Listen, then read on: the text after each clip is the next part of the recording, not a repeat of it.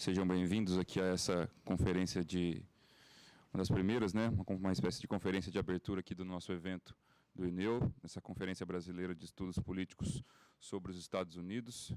Eu vou ter aqui a honra de coordenar os trabalhos dessa mesa que está intitulada Instituições, Processo Político e Direitos Humanos nos Estados Unidos, né? Era uma mesa, só alguns avisos, né? Era uma mesa originalmente com 4 convidados e convidadas. No entanto, a Tatiana Pog, da Federal Fluminense, teve um problema com o voo, então ela vai chegar atrasada, acho que bastante atrasada, talvez até a ponto de não estar aqui na mesa, infelizmente. E a Jana Silverman, da FL no Brasil, teve um problema de agenda e, infelizmente, teve que cancelar em cima da hora, né? Com isso, pelas características dos convidados, acaba se tornando uma mesa bastante de direitos humanos, né? Com a presença do embaixador, a presença do Jayesh, o que para mim é até mais confortável, sendo bastante honesto com vocês, já que eu estudo direitos humanos, né? Então, sem mais delongas, eu vou chamar aqui os nossos convidados. Gostaria de chamar primeiro o professor Jayesh Rathod. O Jayesh, ele é associado de Educação Experiencial, né, professor de Direito e diretor da Clínica de Justiça para Imigrantes, da Faculdade de Direito da American University, de Washington, né? Trabalha essencialmente com lei de imigração, leis trabalhistas, com clínica de educação jurídica. Aqui, Jayesh, por favor. Com clínica de educação jurídica. E, enfim, vai aqui abrilhantar o nosso evento com a gentileza, segundo ele, vai apresentar em português, né? Então, o que nos felicita. Muito obrigado. Eu peço uma salva de palmas, então, para o Jayesh.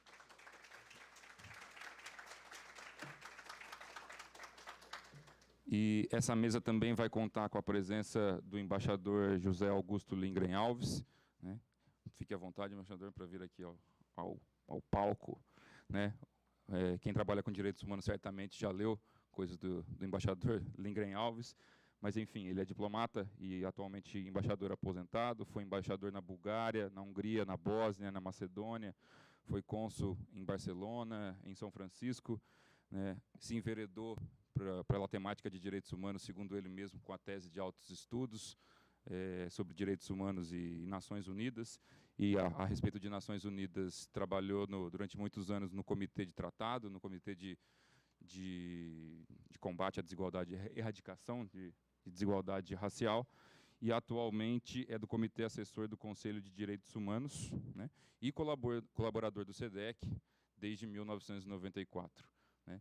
Então, em virtude das ausências, infelizmente, da mesa, o lado positivo é que nós teremos um tempo mais delongado para cada um dos expositores, então não vou ficar naquela função muito chata de ficar cobrando tempo, né, demais, aquela coisa dos 20 minutos muito rígidos. Então, vocês têm mais liberdade para apresentar com um pouco mais de calma os seus argumentos, e depois vou passar para a audiência, para a gente aproveitar também dos dois aqui, para a gente promover um debate interessante. Tá bem? Posso começar com você, Jayesh? Alguém pode avançar ali o PowerPoint, por favor? Não sei se alguém... Você pode, Felipe? É aqui no computador. Tá na área de trabalho dele. Você consegue puxar esse microfone?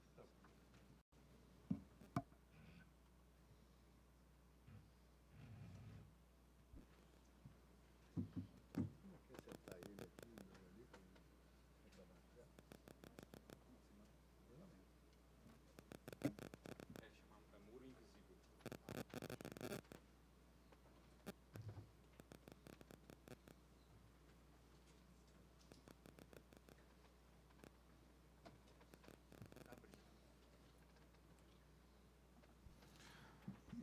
Para não prejudicar a apresentação aqui do Jayesh, com a minha cabeça à frente da apresentação, né, com esse cabelo um pouco despenteado, essa cabeça disforme, eu irei ali ao lado do...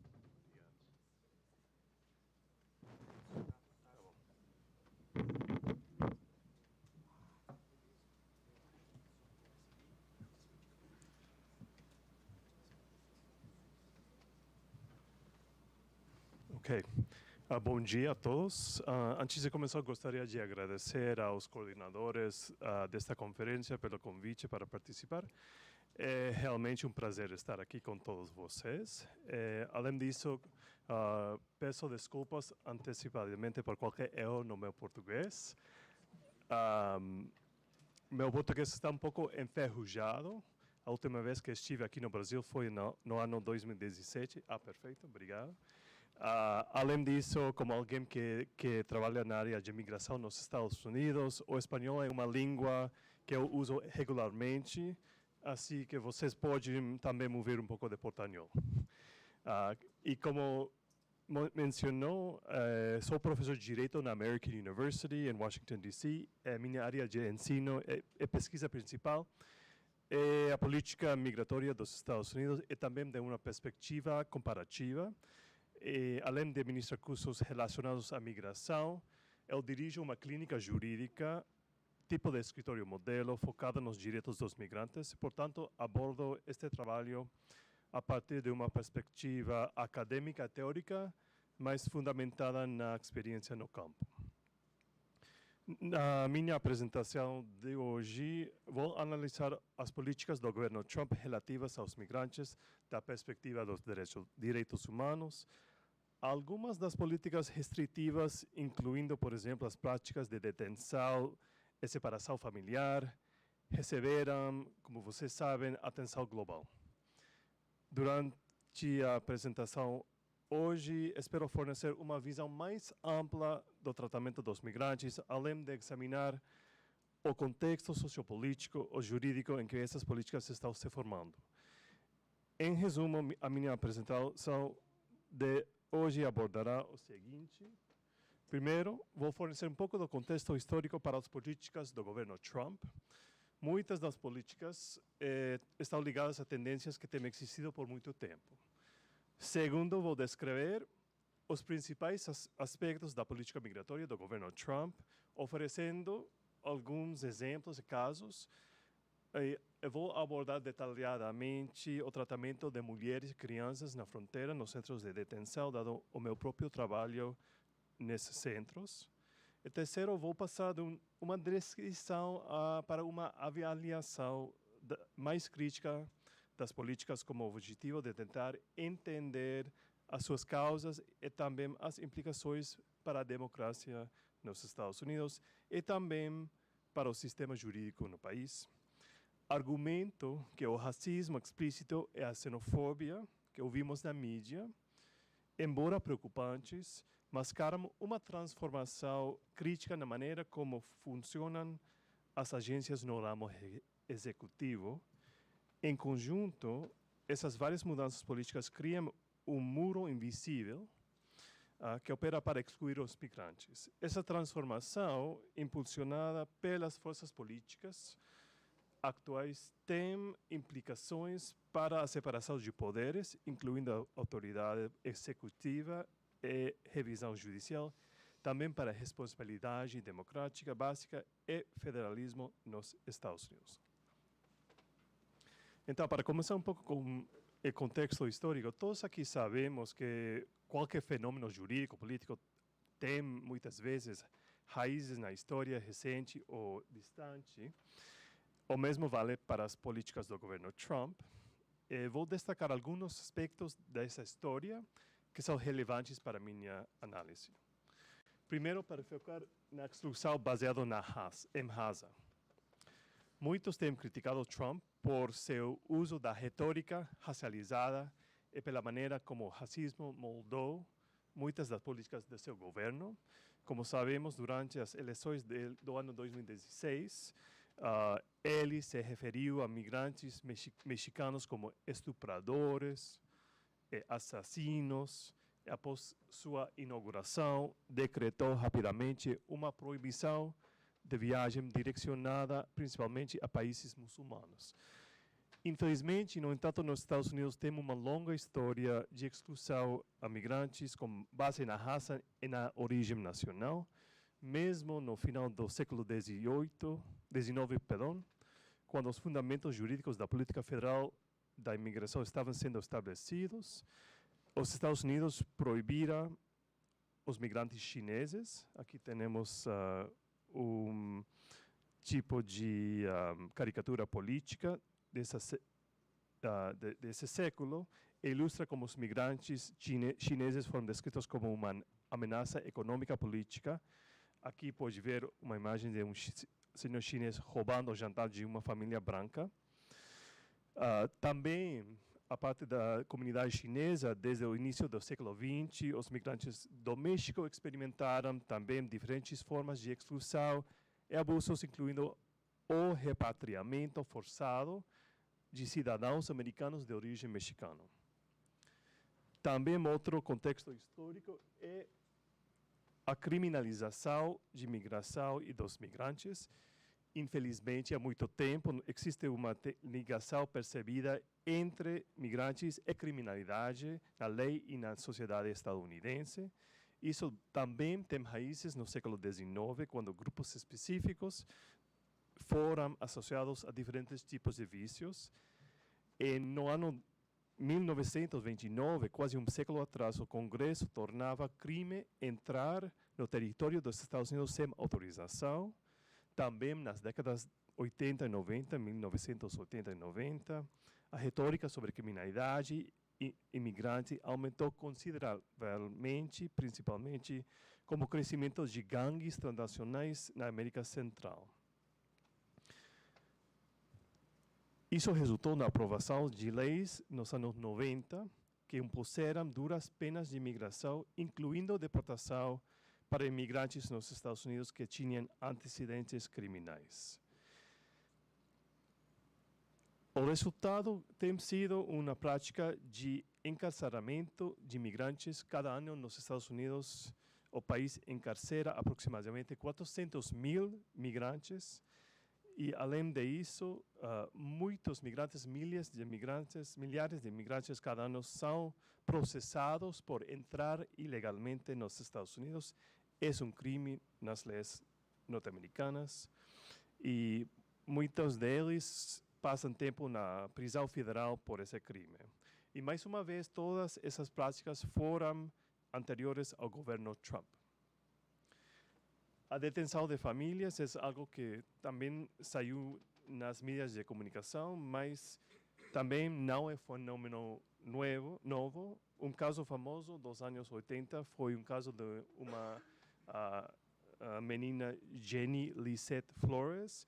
Ela tinha 15 anos, foi de El Salvador, havia entrado nos Estados Unidos desacompanhada, mas foi detida pelas autoridades num centro de detenção com outros adultos de ambos sexos e foi revistada completamente diariamente. O litígio acabou como um acordo exigindo que os menores devem ser mantidos no ambiente menos restritivo e deve ser liberado o mais rápido possível. Então, também durante o governo Bush, os advogados argumentaram que o tratamento de famílias migrantes num centro de detenção em Texas violou o mesmo acordo. Também, outra vez, durante o governo Obama, expandiu a prática de detenção de famílias depois da chegada dos migrantes do Centro-América no ano 2014. E, finalmente, outro contexto histórico é a securitização da política migratória nos Estados Unidos. Essa ligação entre estrangeiros e questões de segurança nacional, mas a verdade pode ser rastreada até os tempos coloniais nos Estados Unidos. Mas na história recente, os ataques de 11 de setembro resultaram numa transformação da política migratória dos Estados Unidos, incluindo uma forte ênfase nas dimensões da segurança nacional da migração.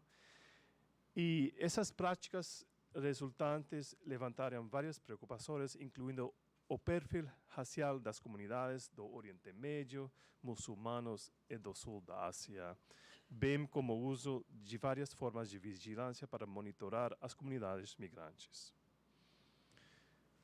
Agora, as políticas migratórias do governo Trump, que eu vou falar um pouco hoje, são os seguintes.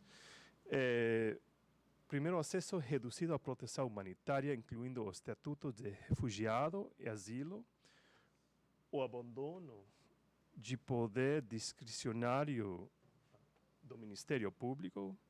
Terceiro, a intensificação da aplicação da lei de imigração na fronteira. Quarto, a criminalização, um fenômeno que segue da migração. Quinto, o acesso limitado aos benefícios de imigração, especialmente para os desfavorecidos. E, ultimamente, as políticas de exclusão, especificamente a proibição de viagem e também o muro na fronteira. Começando com o acesso reduzido à proteção humanitária, uma das mudanças mais visíveis na política migratória do Trump tem sido as restrições significativas no acesso ao status de refugiado e do asilo. O presidente dos Estados Unidos está autorizado a estabelecer um limite máximo para o número de refugiados que podem ser reassentados cada ano. No final do governo Trump, o limite foi estabelecido em mais de 100.000 refugiados, dada a crise na Síria. Mas, para o ano fiscal 2020, Trump estabeleceu um máximo de só 18.000. Mas, mesmo esse número é enganoso porque processos rigorosos de verificação desaceleram ainda mais o processo. Por exemplo, no mês passado, outubro de 2019, pela primeira vez desde que os registros foram mantidos, o número de refugiados reassentados nos Estados Unidos era 0.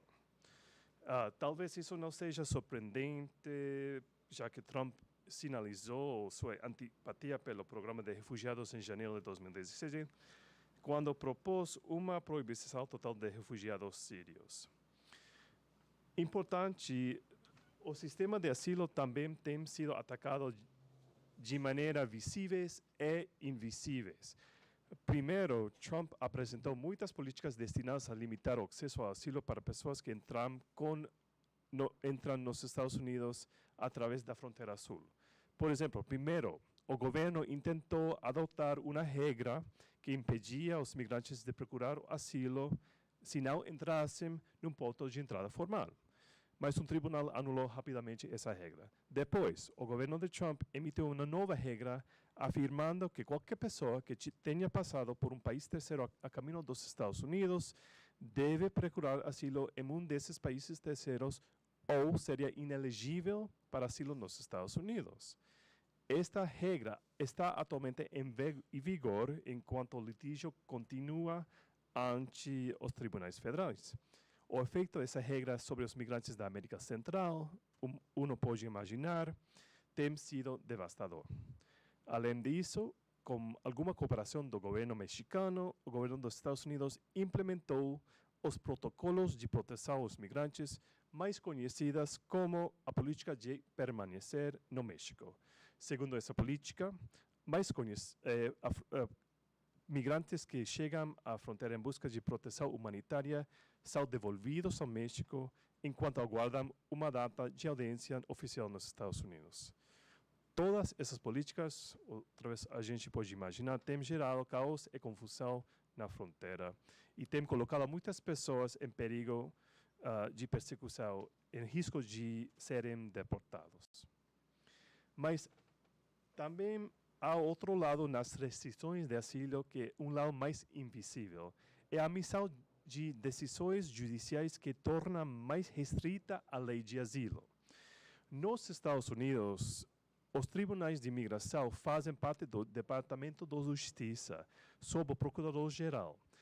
E o Procurador-Geral tem autoridade para emitir decisões precedentes na área da lei de imigração que vinculam todos os tribunais de imigração em todo o país. Embora as administrações anteriores usavam esse poder com moderação, os dois procuradores-gerais de Trump têm reescrito agressivamente a lei de imigração. Algumas das decisões incluem esses casos, questão de EFHL, que decidiu que asilo pode ser negado sem uma audiência completa, questão de AB, limitando asilo para vítimas de violência doméstica, vítimas de gangues, questão de LA, decidindo que as famílias não contam como um grupo social particular para os casos de asilo. E aqui podem ver um trecho da decisão na questão A, B. Embora os casos devem ser decididos individualmente, o procurador-geral está expressando ceticismo sobre classes inteiras de casos. Que, por exemplo, casos de violência doméstica ou casos de violência de gangues geralmente não vão qualificar para asilo. Agora, o abandono do poder discricionário do Ministério Público. Outra característica importante da política migratória dos Estados Unidos tem sido o uso do poder discricionário do Ministério Público. Em um país com aproximadamente 11 milhões de pessoas sem documentos, é simplesmente impossível deportar a todas essas pessoas. Assim como no sistema de direito penal, onde os promotores podem optar por não processar crimes específicos, de igual forma, no sistema migratório nos Estados Unidos, as autoridades têm a mesma flexibilidade. O governo do Obama adotou uma política de poder discricionário, incentivando os juízes a encerrar casos, especialmente quando o migrante não tinha antecedentes criminais nos Estados Unidos.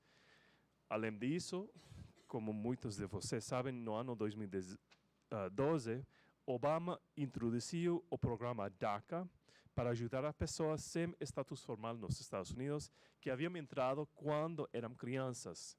O DACA, o programa DACA, é um exemplo maior e um exemplo mais estruturado do poder discricionário do governo.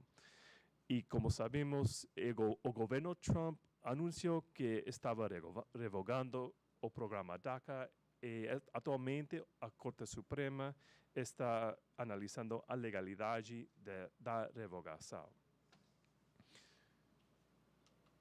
Com respeito à intensificação da aplicação da lei de imigração na fronteira, o governo Trump tem adotado políticas rígidas na fronteira com o México, enfatizando que eles têm uma política de tolerância zero em relação à migração não autorizada. Especificamente, Trump criticou as práticas do governo Obama, que permitiu que os migrantes entrassem nos Estados Unidos depois de ser presos para aguardar a data da audiência no Tribunal de Imigração. O governo Trump implementou um conjunto de táticas muito agressivas para desencorajar os migrantes de tentar uma entrada ilegal nos Estados Unidos. Primeiro, os migrantes que são presos na fronteira são frequentemente colocados em condições desumanas, como em gaiolas ou geladeiras, como dizem, com temperaturas baixas.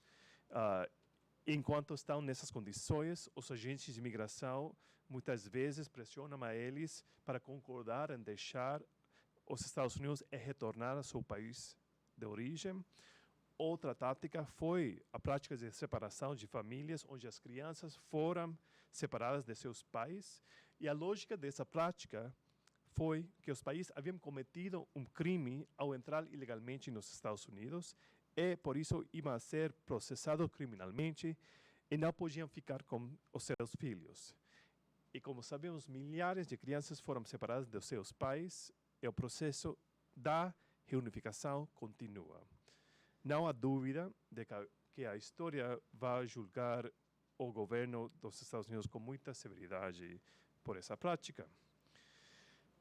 Mas as famílias que permanecem juntas são frequentemente colocadas em centros de detenção familiar. Eu mesmo viajei para 2 centros de detenção familiar, um que está em Novo México e outro em Texas. E durante o nosso tempo lá, eu e meus alunos prestamos assistência jurídica a centenas de mulheres e crianças, principalmente da América Central. Ouvimos histórias das mulheres sobre as circunstâncias que as levaram a fugir de seus países de origem. Também observamos em primeira mão as condições difíceis que essas mulheres e crianças experimentam diariamente. Também devo mencionar que, como advogado que estava trabalhando lá, dos aspectos mais preocupantes da experiência foi testemunhar as crianças detidas. E os oficiais de imigração estão presentes em todos os lugares. A liberdade de circulação dos detidos é limitada. Também as instalações são cercadas por cercas e arame farpado.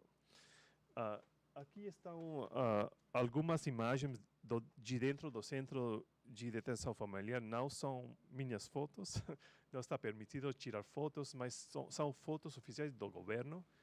Pode ver lugar onde que tem as camas, onde estão dormindo as mulheres e as crianças.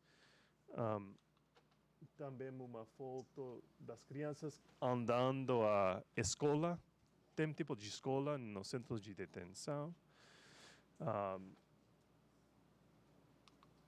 É uma imagem das crianças dormindo na geladeira. Okay. Agora, passando à criminalização das violações da lei de imigração, nos Estados Unidos, a lei de imigração faz parte de um corpo mais amplo de lei administrativa. Quer dizer que os processos de imigração são considerados de natureza civil. No entanto, no Código de Imigração dos Estados Unidos tem algumas disposições que criminalizam determinadas condutas, especificamente entrada ilegal, reentrada de pessoas removidas e outros. Esses processos continuaram a crescer durante o governo Trump, especificamente os processos criminais federais por entrada ilegal mais que dobraram no ano 2018. Pode ver aqui. Quase 100 mil processos nos tribunais federais em matéria de imigração. O governo Trump também começou a mudar a lei de uma maneira que facilita a deportação de pessoas com condenações criminais relativamente menores. Da mesma maneira que o procurador-geral reescreveu a lei relativa ao asilo, ele está começando a reescrever a lei relativa às consequências migratórias da conduta criminal. Dessa maneira, ele quer garantizar que as pessoas sejam deportadas, mesmo que morem nos Estados Unidos e tenham laços significativos com o país. O governo Trump tem sido bastante intencional no uso da retórica que liga migrantes com criminalidade. Muitos dos discursos do presidente mencionam os perigos que os migrantes apresentam ao país. E sua crítica tem sido especialmente dura com os migrantes da América Central, que o presidente se conecta com o gangue MS-13. Aqui vou compartilhar um exemplo da maneira como o presidente fala sobre o gangue, a quadrilha MS-13. E isso vem diretamente do sítio da Casa Branca. Está escrito em inglês, mas como pode entender, o que você precisa saber sobre os animais violentos da MS-13. Isso é do sítio mesmo da Casa Branca. Indica o tipo de retórica que o presidente está usando para falar sobre os centro-americanos, os migrantes no geral.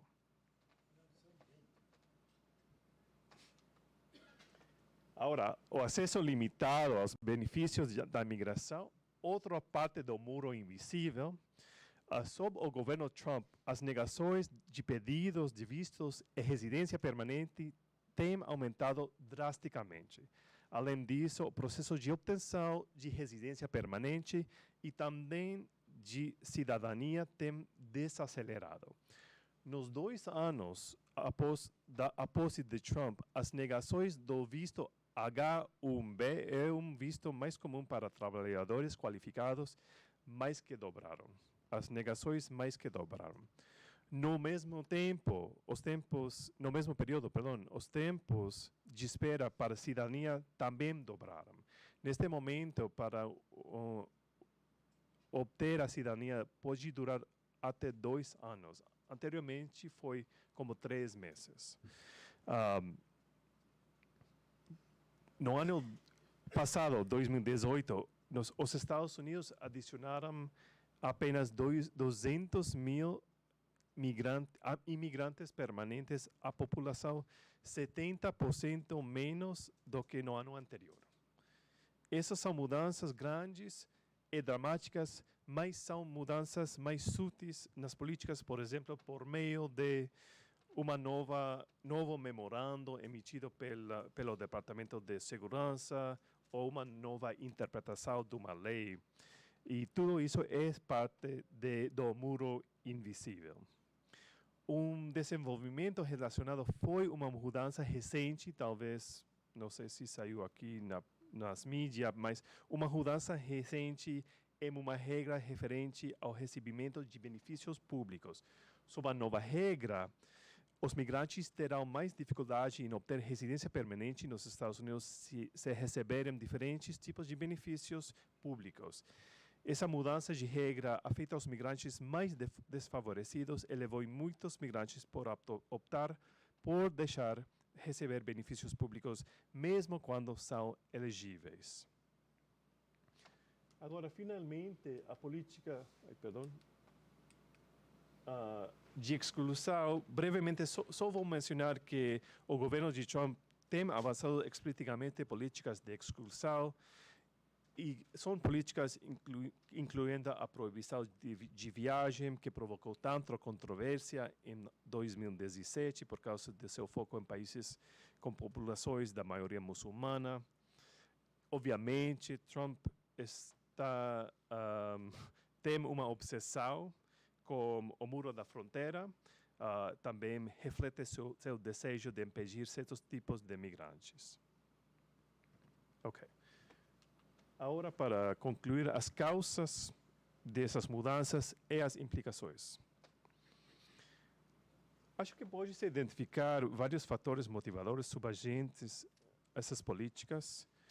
Primeiro, desejo de uma sociedade mais homogênea, vinculado ao slogan Faça a América Grande novamente. É verdade que, desde a aprovação da Lei de Migração do ano 1965, os Estados Unidos passaram por mudanças demográficas significativas. Os fluxos migratórios que antes eram dominados por migrantes europeus agora são principalmente da América Latina e Ásia. Também uma causa é o desejo de apelar à base eleitoral do Partido Republicano, uma base preocupada com a insegurança econômica e também a transformação racial dos Estados Unidos. Outra vez, é a presença dos migrantes, principalmente os latinos, os asiáticos, que representa para eles uma ameaça existencial para eles e também para o país. Também devo mencionar a promoção de negócios e interesses corporativos. Uma poderosa força animadora da política migratória nos Estados Unidos são os incentivos econômicos vinculados às políticas específicas, incluindo a detenção de migrantes e a construção do muro de fronteira. As empresas prisionais privadas são dos maiores beneficiários do atual sistema de detenção de imigração. Essas empresas têm feito lobby, por exemplo, ativo por leis de imigração mais rigorosas. Recentemente, eles apoiaram uma lei controversial no Arizona, sabendo que isso levaria a mais prisões e, portanto, mais detenções e, portanto, mais negócios para o setor prisional privado. E, finalmente, podemos supor que, obviamente, em algum nível, essas políticas estejam motivadas pelo desejo de proteger Estados Unidos contra ameaças externas, ameaças econômicas também. Mas quais são as implicações mais amplas dessas tendências para o sistema político jurídico dos Estados Unidos? Como mencionei no início da apresentação, como a mídia focando na retórica mais controversa, muitas das outras mudanças políticas são menos visíveis, embora sejam profundamente importantes para a democracia americana. Vou falar sobre algumas implicações e depois concluir. Primeiro, muitas das políticas foram implementadas unilateralmente pelo poder executivo. Isso implica a separação de poderes. Foram implementadas usando ordens executivas. Dessa forma, o Congresso não tem voz no desenvolvimento das políticas migratórias. Além disso, dada que o sistema dos tribunais de imigração está dentro do Departamento de Justiça, o Poder Executivo tem autoridade para elaborar as políticas migratórias e também é encarregado de revisá-las também. Dessa forma, não tem revisão judicial independente de muitas decisões sobre casos individuais de imigração.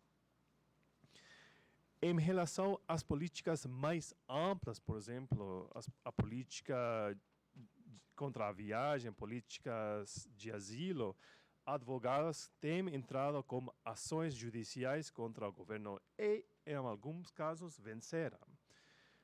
Um dos desafios para o judiciário dos Estados Unidos é como lidar com as justificativas inconstantes do presidente Trump e do Poder Executivo. Por exemplo, Trump pode dizer algo que sugere um motivo discriminatório, mas, após o fato, sua equipe articulará uma justificação mais apropriada, mais legal para uma política. Isso coloca os tribunais em uma posição muito difícil, especialmente porque, historicamente, os tribunais se deferiram ao presidente por questões de política migratória. Uma pergunta que temos é se essa deferência deve continuar nesse contexto. Também sobre a responsabilidade democrática. Embora essas políticas migratórias sejam atraentes para os eleitores mais fiéis de Trump, geralmente não refletem as preferências do povo americano. Por exemplo, antes das eleições do ano 2016, havia pouco apoio para limitar a imigração legal aos Estados Unidos.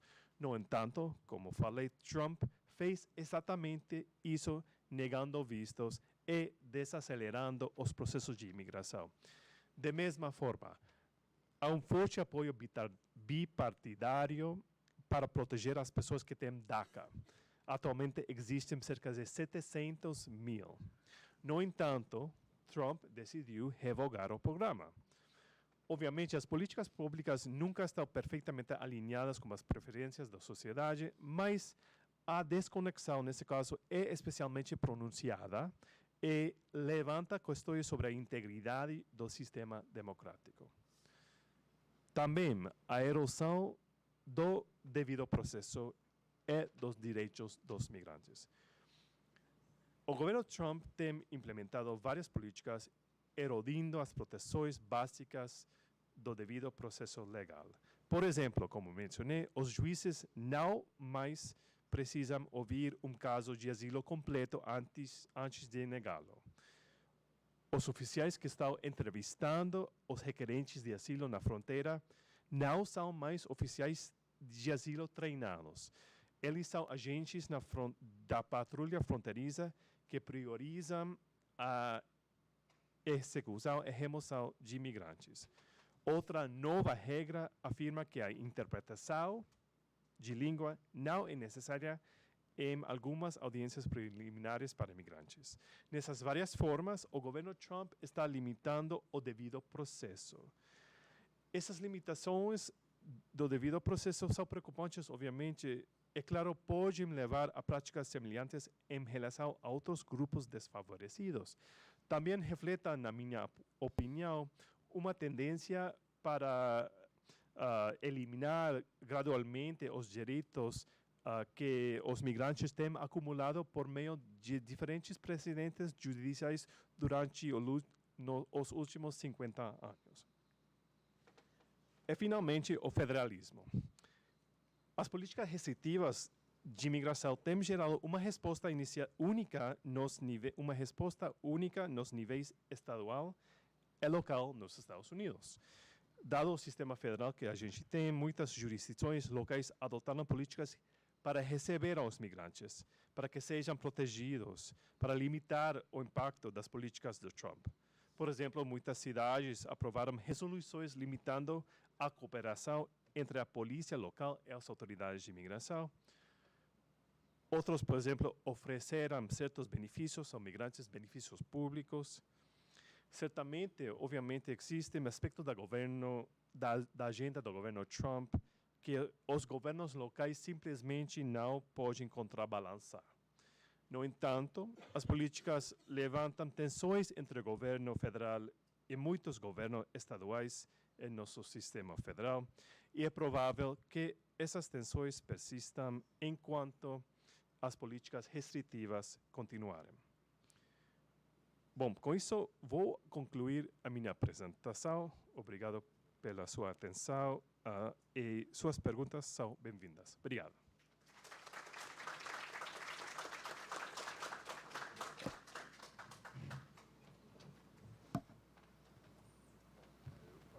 Bom, muito obrigado, Jayesh. Foi uma exposição bastante interessante. Acho que virão várias perguntas, né, e várias inquietações. Mas já passo imediatamente, então, a palavra ao embaixador Lindgren Alves.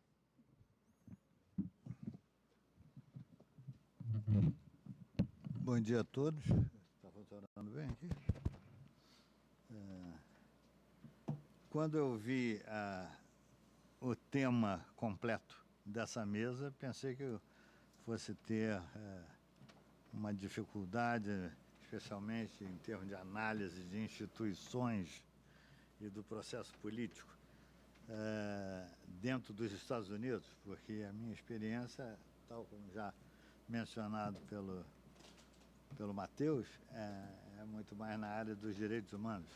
Então, o que eu me propus a falar aqui,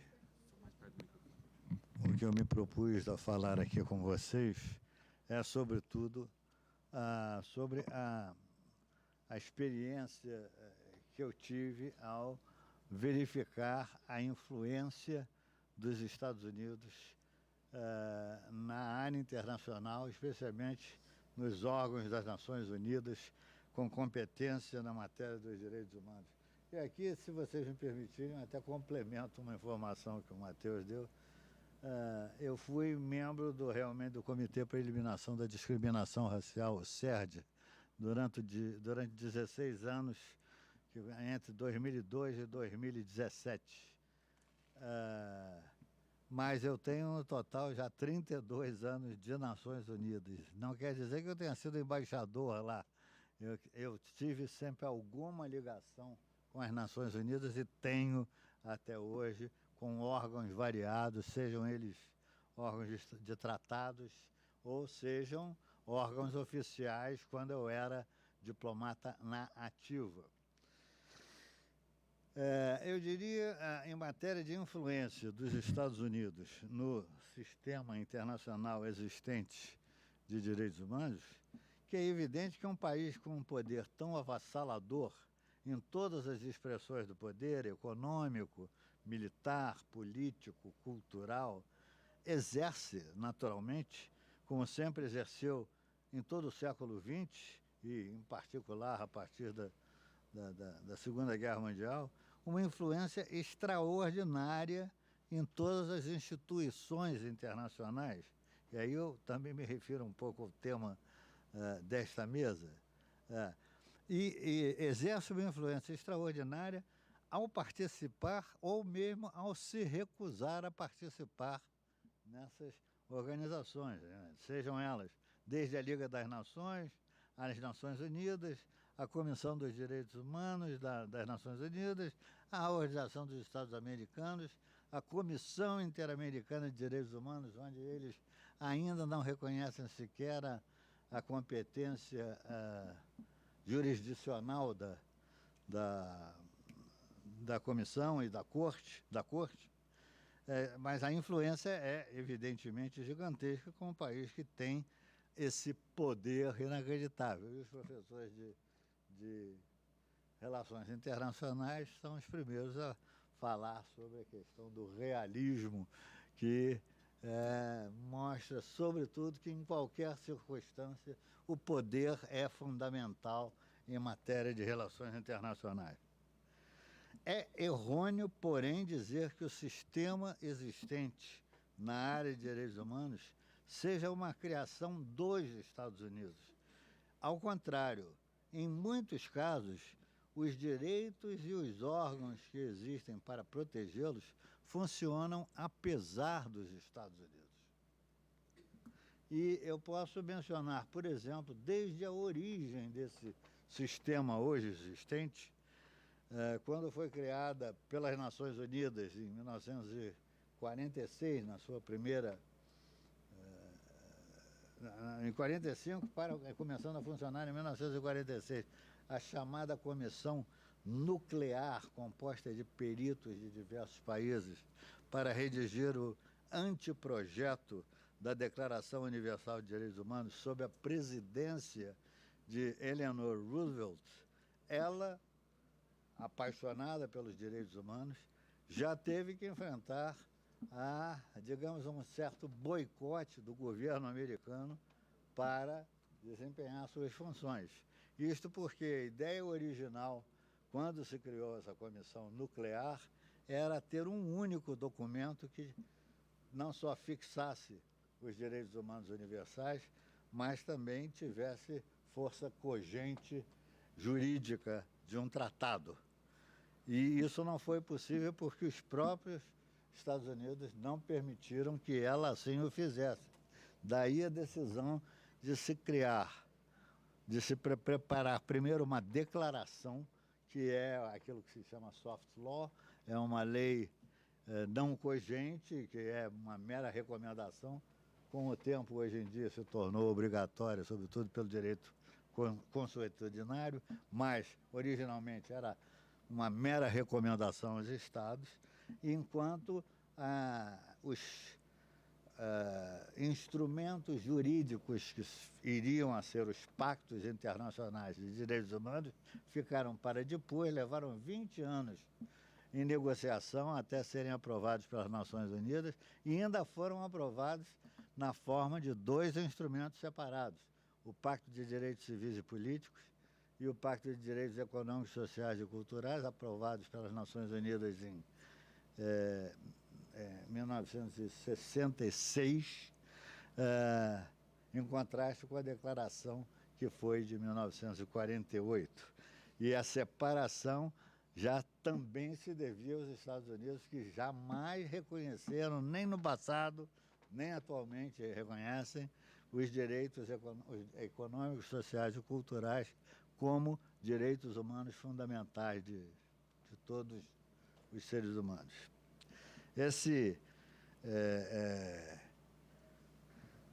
Essa recusa dos Estados Unidos costuma ser incluída entre aquelas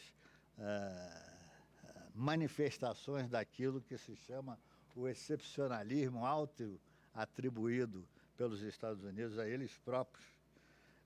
Mas esse excepcionalismo é um fato que permite, entre aspas, que os Estados Unidos cobrem direitos humanos fora, estabeleçam regras para os outros, dizendo que para eles aquilo não se aplica porque eles têm uma situação de destino manifesto e etc., completamente diferente. De todas essas ressalvas e observações que eu já fiz aqui agora, é importante notar que, ainda assim, a Comissão de Direitos Humanos das Nações Unidas foi criada, funcionou bastante bem em matéria de elaboração de tratados, e alguns desses tratados até bastante ousados, como eu explicarei um pouco adiante, mas os Estados Unidos nunca utilizaram os direitos humanos como um instrumento claro, evidente de seu poder, até o governo Carter. E eu digo o governo Carter, embora eu tenha falado na instrumentalização dos direitos humanos,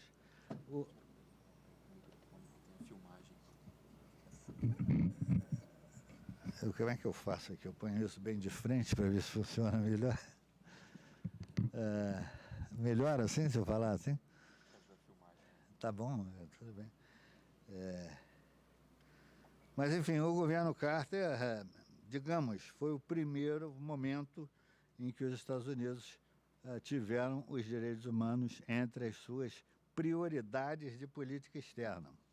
E aqui eu faço uma observação também pertinente, ligada a essa mesma lógica que eu apresentei do excepcionalismo americano e da sua recusa em se basear nas regras que eles mesmos ajudam a redigir e tornar vigentes nas Nações Unidas, porque a prioridade, mesmo do governo Carter, que teve efeitos muito positivos em diversas áreas, inclusive na América Latina, mas é importante notar que, para ele, o sistema internacional de direitos humanos era todo aplicado a terceiros.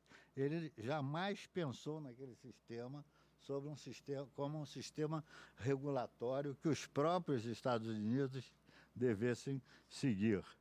Isso é um fato que já marca a diferença fundamental dos Estados Unidos com relação a esse sistema existente. Vem da fase do presidente Jimmy Carter os primeiros mecanismos de monitoramento de violações, porque até então, até o ano preciso de 1970, vigia na Comissão de Direitos Humanos das Nações Unidas a autodenegação de competência para tratar de violações de direitos humanos. O primeiro mecanismo criado para tratar de violações foi o mecanismo confidencial, chamado procedimento confidencial, adotado pelo ECOSOC numa resolução pioneira, e era um sistema tão complicado que estabelecia diversos filtros, diversos grupos de trabalho para ver até que ponto as queixas recebidas pelo secretariado deveriam ser analisadas como sintoma de violação grave e grosseira de direitos humanos, a ponto de merecer divulgação. Isso tudo porque a ideia de soberania, que não era só dos Estados Unidos, a ideia de soberania do princípio de não intervenção em assuntos internos dos países, era, digamos, quase que um dogma para todos os Estados. Mas os Estados Unidos eram os campeões originais desse dogma e dessa ideia com relação a eles. Foi, de certa maneira, a América Latina que provocou a criação de mecanismos de monitoramento. Eu digo que provocou num sentido negativo e positivo. Negativo porque as violações ocorridas no Cone Sul, no Brasil, na Argentina, no Uruguai, já eram maciças e cada vez levavam a sociedade a buscar algum tipo de apoio externo que pudesse influir na situação respectiva. Mas, por outro lado, era também um aspecto muito negativo, porque, especialmente depois da queda de Allende e das violações maciças, chocantes ocorridas no Chile, a situação foi tão evidente para o resto do mundo que a ONU não podia ficar de braços cruzados. E então surgiu o primeiro mecanismo de monitoramento de uma situação específica e de um tema específico. A situação específica era a situação do Chile. O tema era o tema dos desaparecimentos forçados e involuntários, não só do Chile, começaram com o Chile, mas que abrangia também os desaparecimentos ocorridos na Argentina, no Brasil, na Guatemala e em outros países. Portanto, era um monitoramento de violações que ocorriam em qualquer parte do mundo, só que nesse momento era concentrada nesses países. E aqui eu faço uma observação que, em geral, escapa aos analistas internacionais do Sistema Internacional de Direitos Humanos. É que não foram só os Estados Unidos que utilizaram o sistema internacional de maneira propagandística para projetar seu poder, para fazer sua propaganda, para, digamos, acusar apenas o outro lado. Quase todos os países do mundo faziam isso. Há uma exceção, porém, que eu acho que é fundamental, que é a América Latina. Precisamente a América Latina. Não porque a América Latina estivesse numa situação melhor do que os demais, ao contrário. Talvez, naquele momento, ela estivesse numa situação péssima. Não sei se pior do que a maioria do mundo, mas péssima, com os governos militares aqui, com a diferença que aqui nós tínhamos, inegavelmente, pelo menos entre as elites brasileiras, sobretudo elites acadêmicas, a ideia de direitos humanos como algo respeitável. Nós tínhamos essa herança, digamos, do iluminismo, desde a época de Tiradentes, e mantivemos essa crença nos valores chamados ocidentais até então, como valores fundamentais para o que deveria ser o Brasil independente. Portanto, a América Latina, desde o primeiro momento em que houve a criação de um verdadeiro sistema de direitos humanos, com monitoramento de violações, críticas, denúncias de violações graves, e tudo que existe hoje na área de direitos humanos, a América Latina aderiu a isso, ou se não aderiu, deu força para que esses instrumentos fossem criados. Se não aderiu é porque não podia até então, estava com seus governos militares, mas aderiram à ideia desses mecanismos internacionais para uso dentro dos respectivos países. O Brasil, quando aderiu à questão da Convenção contra a Tortura, não estava pensando na tortura em outros países, era aqui mesmo. Era uma forma de combater a tortura dentro do Brasil, que a gente buscava. Era criar amarras que nos impedissem de exercer esse tipo de arbítrio que era praticado regularmente na repressão pelos governos militares a qualquer tipo de oposição, fosse ela armada ou não armada. Nesse sentido, eu acho que vale a pena insistir, quer dizer, a América Latina teve um papel fundamental. Eu acho que a América Latina foi, no mínimo, tão importante quanto os Estados Unidos para a montagem desse sistema internacional de direitos humanos, e vejo ainda hoje que existe um desconhecimento ou uma desatenção dos analistas internacionais, inclusive brasileiros, com relação a esse fato. Porque se tem a impressão, e se ensina geralmente, que são os Estados Unidos os principais promotores dos direitos humanos no mundo. Não são. Não são. O que existe é um conjunto de pessoas de diversos países que acreditam nesses valores que vêm do iluminismo. Gostando, se ou não, de Napoleão, essas coisas vêm da época da Revolução Francesa.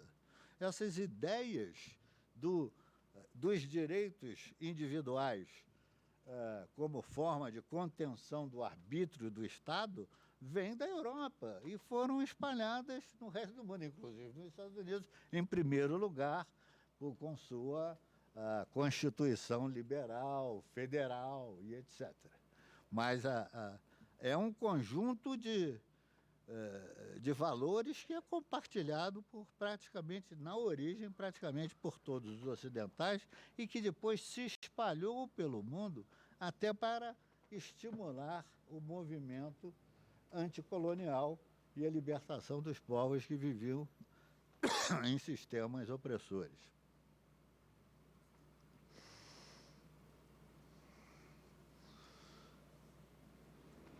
O que eu acabo de mencionar com relação à América Latina, de certa maneira, se aplica também à sociedade civil norte-americana. A sociedade civil norte-americana, desde o primeiro momento, encarou a criação de um sistema internacional de direitos humanos de uma maneira bastante diferente do governo. Ela não somente inspirou diversas iniciativas na área internacional, deu um apoio extraordinário ao movimento de descolonização das Nações Unidas, dentro das Nações Unidas, mas serviu de modelo, inclusive, a várias iniciativas. E é notável que foi a sociedade civil norte-americana, especialmente o movimento pelos direitos civis, que inspirou e levou à criação do primeiro Tratado Internacional de Direitos Humanos, que foi a Convenção para a Eliminação de Todas as Formas de Discriminação Racial, que é de 1965, antecede em um ano até os dois pactos principais da área de direitos humanos.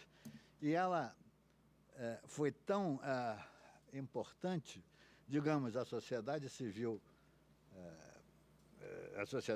norte-americana, mais especificamente o movimento negro, o movimento identitário na época, que queria a igualdade de direitos, a luta pelos direitos civis, foi tão importante que soube se aproveitar, sobretudo, da Assembleia Geral acima da Comissão de Direitos Humanos, porque essa convenção foi negociada e aprovada no âmbito da Assembleia Geral.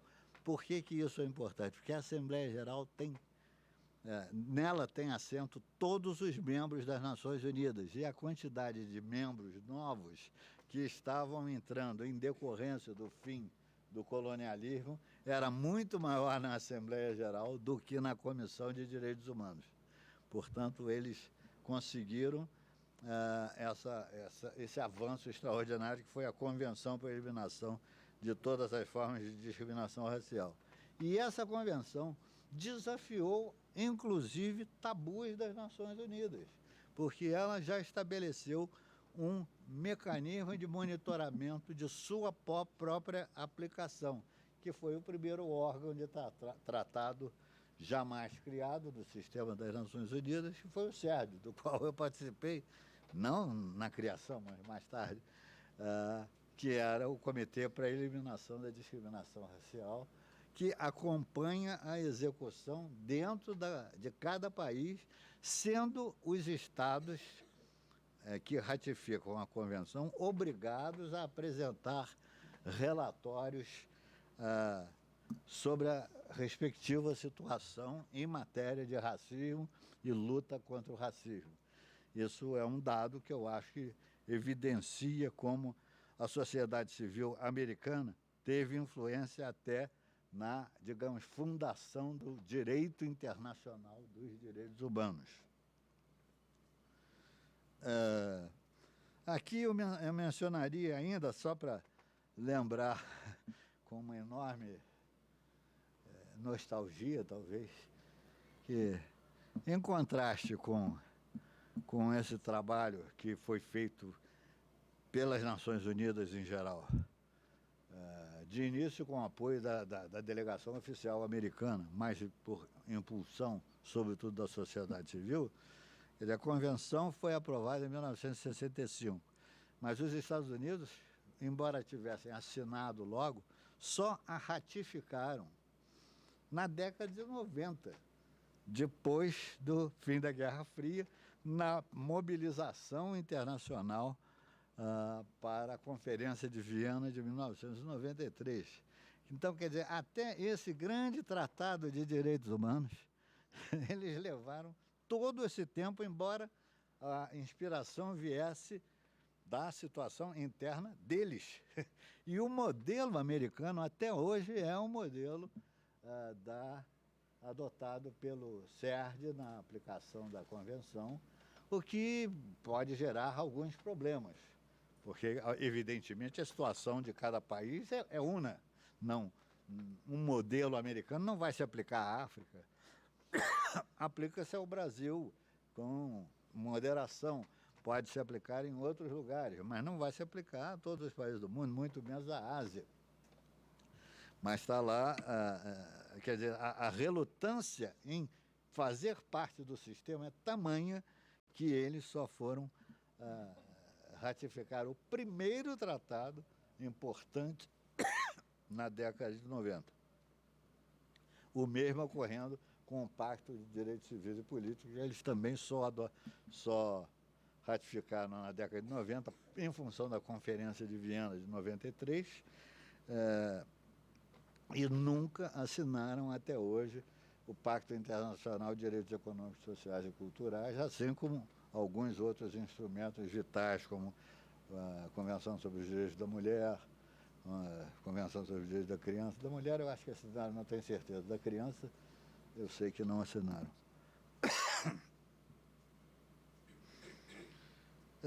Quando eu faço aqui vários lembretes para mim mesmo, de fatos que alguns eu acompanhei de perto, que era entre, por exemplo, o trabalho internacional para acabar com o sistema do apartheid na África do Sul, o mundo inteiro tinha uma posição, só um era contra, era os Estados Unidos. Bom, os Estados Unidos e Israel, que por alguma razão sempre estavam unidos, e a África do Sul, que não votava porque estava suspensa das Nações Unidas durante esse período.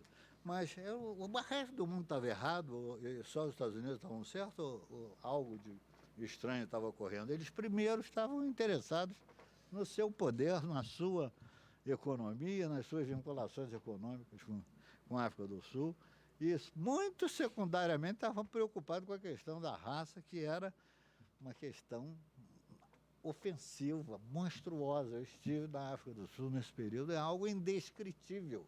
Quando as pessoas mais vocais do movimento negro brasileiro dizem que o Brasil, por ter um racismo escondido, é pior do que a África do Sul, eles não sabem o que estão dizendo. Lá era crime, duas pessoas de raças diferentes dormir, não é terem relações, não, dormirem debaixo do mesmo teto. Eu morei 7 meses na Namíbia, quando na Namíbia era colônia da África do Sul.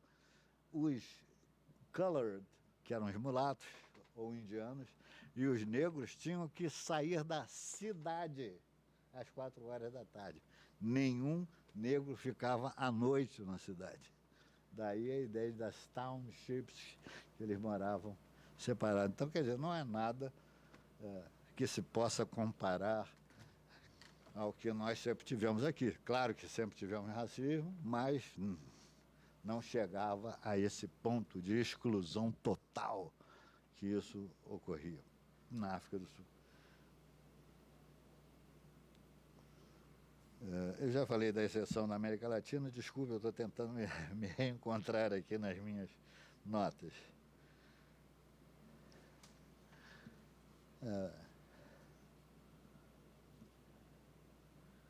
Aqui um ponto aí, eu tenho que assinalar um ponto positivo, é que também há um fato, e depois eu vou valorizar isso ainda mais ao falar em que os Estados Unidos têm excepcionalismo que merece ser respeitado, é que, em geral, eu não sei como vai ocorrer com o governo Trump, mas uma vez que os Estados Unidos aderem completamente, ratificam um tratado, eles cumprem pelo menos as obrigações internacionais do tratado. E eu vi, por exemplo, para minha surpresa, quando eu era membro do CERJ, o governo Bush filho, apresentar o primeiro relatório dos Estados Unidos ao CERJ sobre a situação interna dos Estados Unidos, se submetendo, portanto, não só a arguição de 18 peritos de outras áreas, de outros sistemas culturais, aceitando dialogar com os peritos, entre os quais eu também estava sentado, e mais do que isso, sabendo que todos os peritos tinham sido previamente informados sobre a situação real da sociedade civil americana, que é de uma atividade extraordinária, tão extraordinária que em Genebra, talvez, certamente porque é a sociedade civil que tem mais dinheiro, eles são o grupo que mais comparece a Genebra para influir na arguição dos peritos sobre o Sérgio. É uma coisa impressionante. Isso realmente eu tiro o chapéu para os dois lados. Para o governo, por cumprir a obrigação de aceitar dialogar. E a sociedade civil, por ter uma capacidade de cobrança que não hesita em exercer em nenhum momento. Esse era o dado que eu queria assinalar como ponto positivo, um dos pontos positivos. Lembro ainda, quase com nostalgia, certas atitudes americanas que eu vivi de perto.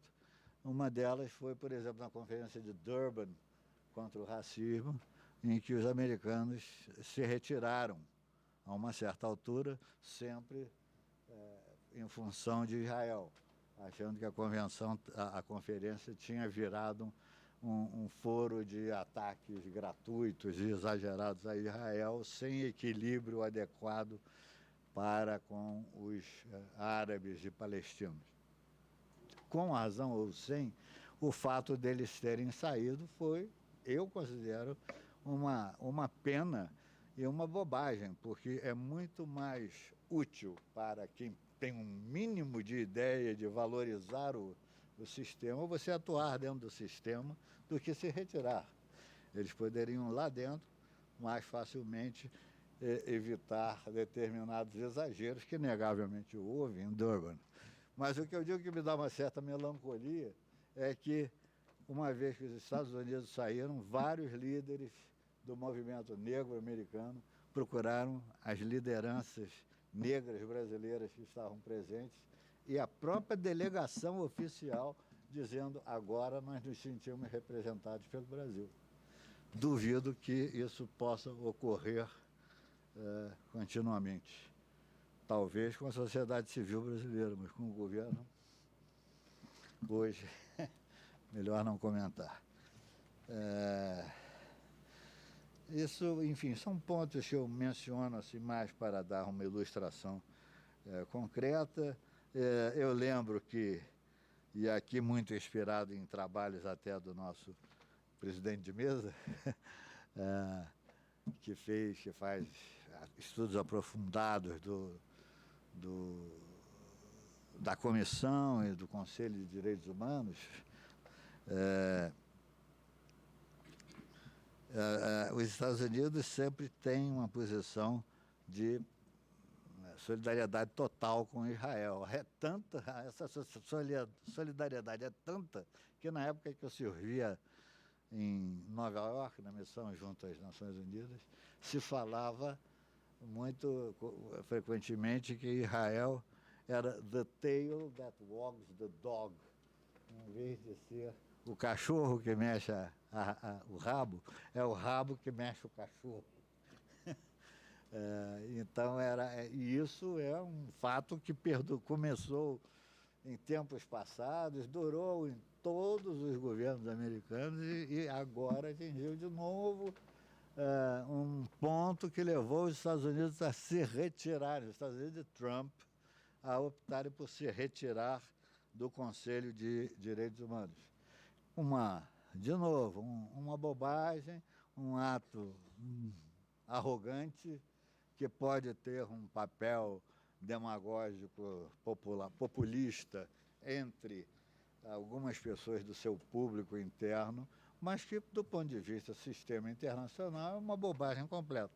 E aí eu só posso dizer que eu tremo mais ainda de medo ao ver que os Estados Unidos se retiraram e o Brasil se manteve e foi reeleito, fato que torna a nossa capacidade de atuação para os Estados Unidos muito fácil. Mas ainda não posso julgar se isso já ocorreu. Temo profundamente que isso ocorra num governo como o nosso, que assume claramente a ideia de um alinhamento automático com os Estados Unidos. Voltando ao governo Trump, eu vou mencionar apenas que os atos de desprezo e arrogância com relação ao multilateralismo da parte de Trump são infindáveis. Não vou mencionar todos os tratados bilaterais ou multilaterais ou regionais que ele abandonou, porque seria perda de tempo, vocês encontrarão isso com mais facilidade do que eu para dizer aqui. Mas apenas lembro na esfera dos direitos humanos, em sentido amplo, por exemplo, a rejeição total, ainda na fase da elaboração, dos acordos de Marrakech, em que o Brasil seguiu exatamente o mesmo tipo de atitude. Depois lembro, os acordos de Marrakech são acordos do final do ano passado, não assinados, mas acordos recomendatórios sobre a maneira de tratar os imigrantes. A retirada da Unesco, sempre ao lado de Israel, que até agora o Brasil, felizmente, não seguiu. O fim de todas as contribuições dos Estados Unidos aos programas das Nações Unidas que tivessem alguma relação com o controle da natalidade pelas mulheres, começando pelo Fundo das Nações Unidas de População, que é o FUNOAP. Isso sem mencionar a retirada do Acordo de Paris, denúncia do acordo com o Irã e muitas outras coisas. Então, é um governo que, diferentemente do próprio governo Bush, e aí eu me reporto à palestra excelente feita ontem aqui pelo nosso Mayra, né? o chileno que falou aqui na conferência de abertura, que, enfim, apesar de tudo, na época de Bush ainda tinha a intenção de manter os Estados Unidos na liderança. Agora a impressão que se tem é que os Estados Unidos não querem ser líder de nada. Não sei, é só Bush, é só Trump pensando nele próprio e nada de mais concreto a não ser os seus slogans, Make America Great Again, e por aí vai.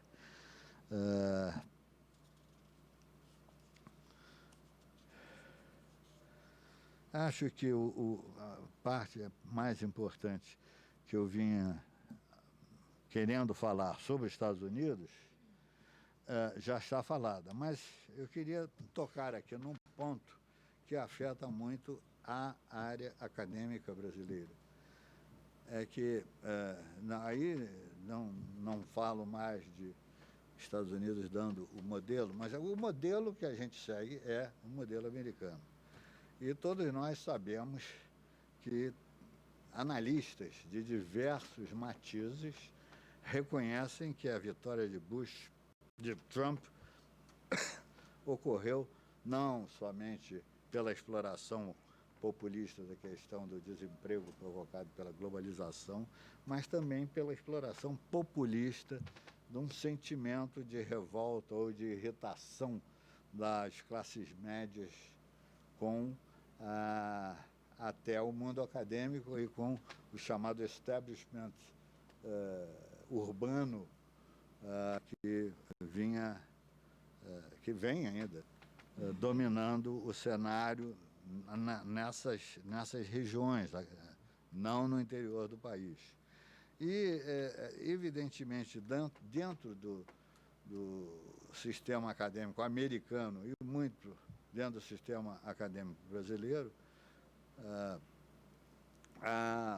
houve, a partir de um determinado momento, digamos, início do século XXI, final do século XX, uma opção, não vou dizer da esquerda, mas do ativismo de direitos humanos com prioridade quase exclusiva em minorias.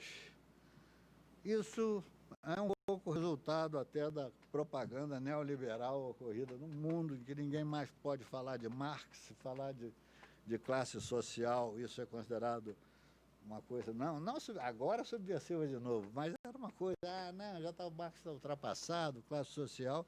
E quando eu vejo as discussões mesmo sobre raça no Brasil, eu vejo que está ali, Marx está falando aquilo. O pessoal continua numa situação inferior por pobreza. É a pobreza a grande tragédia. Agora, quando se acha que as pessoas são pobres só porque são ou mulheres, ou homossexuais, ou racistas, ou coisa, mas você está desviando o foco de atenção do sério. O mais sério é a pobreza, é a disparidade social em geral. Claro que existem também os componentes racistas, os componentes machistas, homofóbicos, de todos esses, as causas que provocam e agravam a situação comunitária de pobreza desses grupos, desses segmentos. Mas é preciso pensar em termos mais realistas que a grande tragédia não é o racismo. O racismo é importante, sem dúvida, e deve ser combatido. O feminismo é importante, foi talvez o único movimento que teve um sucesso muito importante ao longo do século XX, continua a ter agora, mas o mais importante foi a mulher aparecer como agente política, agente econômica, agente em todos os sentidos. E agora toda essa campanha contra a violência, contra a mulher, assim como a campanha de antidiscriminação contra homossexuais, tudo isso é importante. Agora, lembremos que se não houver uma preocupação, digamos, pelos ativistas de direitos humanos, também pelos fatos que ocorrem e em detrimento de toda a sociedade, como a criminalidade incontida que está ocorrendo aqui, eu vejo que a esquerda tinha bons programas, mas sempre de longo prazo. São todos importantes. Todos nós sabemos que a solução só virá por educação, saúde e emprego e outras conquistas necessárias na área social, a solução real. Mas algo de concreto tem que ser visto pelo cidadão comum. Não digo mirar na cabecinha de ninguém, isso aí obviamente não é a solução para nada, mas eu acho que, eu não sei qual é a solução, mas eu acho que a esquerda ou os militantes precisam pensar em formas de combater a criminalidade, senão de nada adianta a gente ter direitos se a gente tem medo de chegar na esquina para comprar um jornal.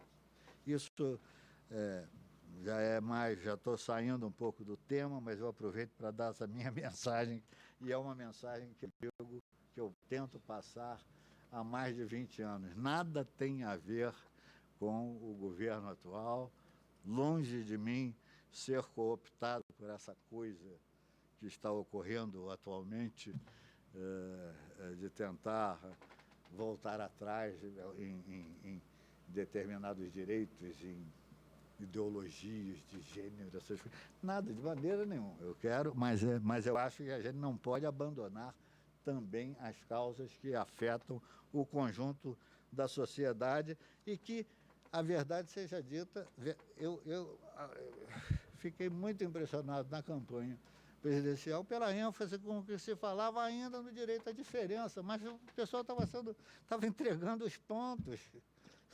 Nós perdemos o direito à diferença, sim, mas antes de tudo, viva a igualdade. A diferença pode ser mantida desde que haja um mínimo de igualdade real. A igualdade real leva você a aceitar o diferente, ainda que você tenha preconceito. O preconceito em si está... Uma das conquistas do Sérgio foi mostrar que o preconceito é universal. Dizem que o Brasil é racista, mas todos os países são. As tribos indígenas estão entre elas sendo... uma tribo se acha melhor do que a outra. Isso é uma coisa universal, não vai acabar através de mero discurso. Mas o importante é condições de igualdade que promovam as pessoas com a aceitação normal de diferenças que podem enriquecer o conjunto. Não há nenhum mal em o nosso conjunto ser um conjunto miscigenado e híbrido, enquanto tudo de positivo existe num conjunto que é de justaposição cultural e mosaico. Mas eu queria dizer, finalmente, agora chego ao final do que eu tinha anotado agora até um pouco mais recentemente, é que em função dessas minhas preocupações com a sociedade, com as prioridades do ativismo para os direitos humanos e que acabam preocupados quase que exclusivamente com determinadas minorias, a questão das identidades e do direito à identidade, de repente, começa a ser objeto de grande preocupação, não só aqui. A minha preocupação já existe desde a virada do século, e eu escrevo sobre isso desde a virada do século, e já falava que os exageros na cobrança de reivindicações para um grupo exclusivo podem ser contraproducentes para esse próprio grupo, porque aumenta a reação de quem não é favorável às minorias. E isso nós vimos nas eleições aqui. A classe média brasileira não quer mais ouvir falar de direitos humanos, a classe média brasileira, em geral, não tem interesse nesses esforços com relação à superação do racismo, etc., porque acha que isso tudo se tornou algo que não é o prioritário, enquanto o prioritário é a violência que as sociedades enfrentam ou o desemprego. E o que eu noto é que começa a haver, pelo menos desde 2017, um grupo de escritores liberais, não falo nem de esquerda, como Slavoj Žižek ou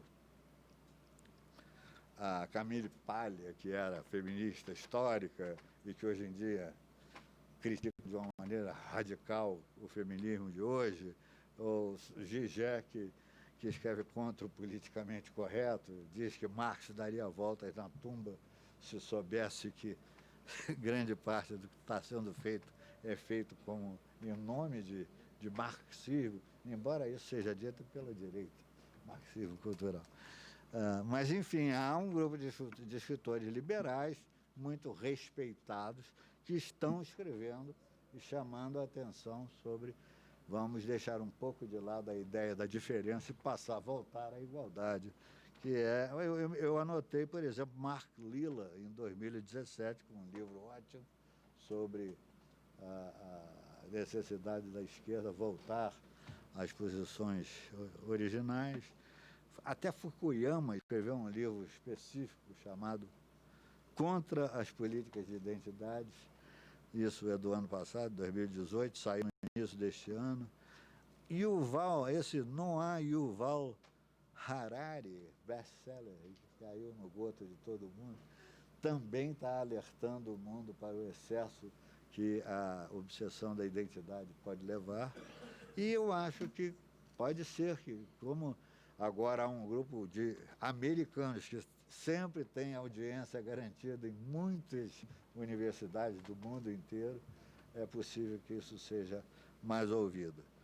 Quanto à ideia de voltar os direitos humanos ao que eram na origem, eu sei que eu já estou falando muito mais do que o habitual, estou aproveitando o tempo que a gente teve, eu acharia que algo precisaria ocorrer na área internacional, exatamente porque há um escritor americano, eu não sei, eu creio que ele é conservador, chamado Seth Kaplan, e que ele contou a quantidade de direitos, hoje em dia, que a comunidade internacional está promovendo, que enquanto a Declaração Universal tinha 30 artigos, os direitos hoje já são cerca de 1000. Quer dizer, é difícil a gente fazer uma batalha por direitos humanos se eles são 1000. Há uma confusão enorme entre aquilo que se apresenta como reivindicação local, e são direitos, claro, conquistados localmente, mas que não tem nada de universalizável. Isso é que devia ser separado da ideia bonita dos direitos humanos como direito superior ao resto. Infelizmente, a única iniciativa que eu conheço para enxugar os direitos partiu do governo Trump, que criou uma comissão de direitos inalienáveis e pretende fazer os Estados Unidos voltarem aos direitos que formaram a nação americana. Isso, da maneira que está surgindo, pode ser péssimo para o conjunto dos direitos humanos em geral e para o sistema existente. Mas, enfim, era isso que eu queria dizer a vocês e muito obrigado pela atenção.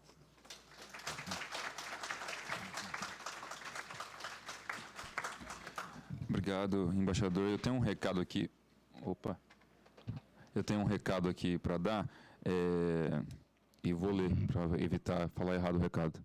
Professor, por favor, avisar a plateia que faremos um intervalo para o coffee break logo depois da fala do embaixador, de modo que a Tatiana Pog chegue a tempo. Então, agora a gente vai para um coffee break rápido e aí voltamos para o debate. Tudo bem?